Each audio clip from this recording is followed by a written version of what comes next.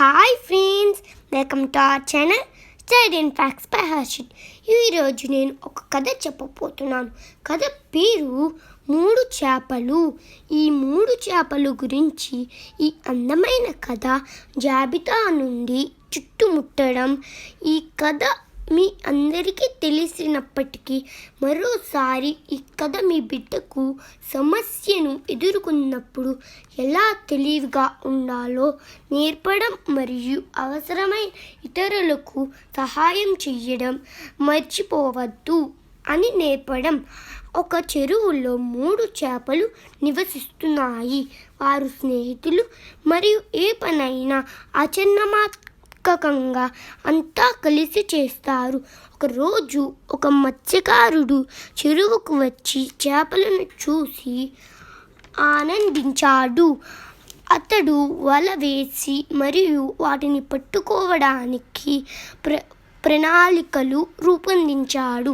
చేపలు దాన్ని గమనించి వేరే చెరువును కనుగొనటానికి ప్రణాళికలు రూపొందించారు.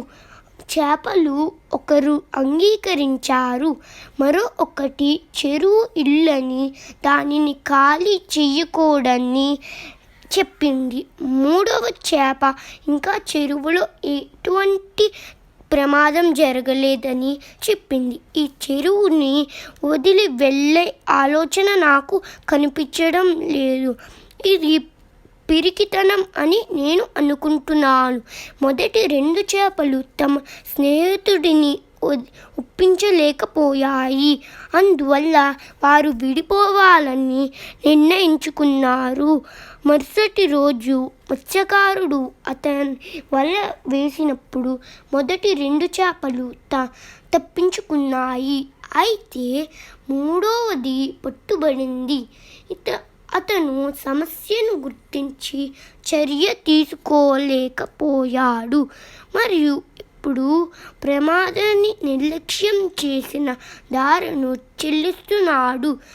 కథ యొక్క నీతి: ఇది సమస్యను ఎదుర్కొన్నప్పుడు తెలివిగా ఉండడానికి ఉపయోగపడుతుంది. ప్రతి సమస్య భిన్నంగా ఉంటుందని గుర్తుంచుకోండి.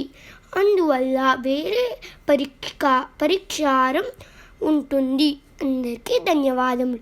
మీకు కానీ నా వీడియో నచ్చినట్లయితే లైక్ చేయండి, మీ ఫ్యామిలీ ఫ్రెండ్స్కి షేర్ చేయండి, సబ్స్క్రైబ్ చేయండి, పక్కనున్న గంట కూడా నొక్కండి.